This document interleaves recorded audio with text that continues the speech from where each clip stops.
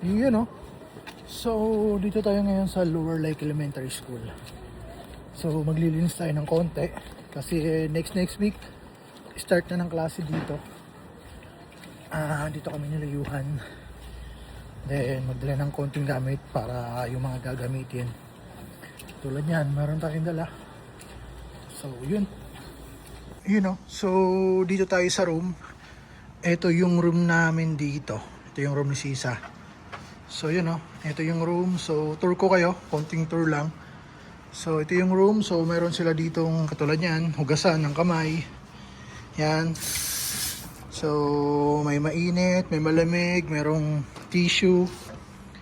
Then, so yung malupit dito, naka-carpet yan. Napakalinis, kita nyo naman. Naka-carpet siya. Tapos, eto, meron ditong laptop. Lahat ng estudyante, tig-isang laptop. Nandito yan sa loob. Naka-charge yan. And then, yan, meron siya napakalaking screen, napakalaking TV. So, napakalaki niyan pag nanonood yung mga bata. Then, ito yung whiteboard. Yan yung printer. So, may sariling desktop, may sariling laptop. Yung teacher dyan, may sariling yan, phone. So, yan yung pinaka-ano niya.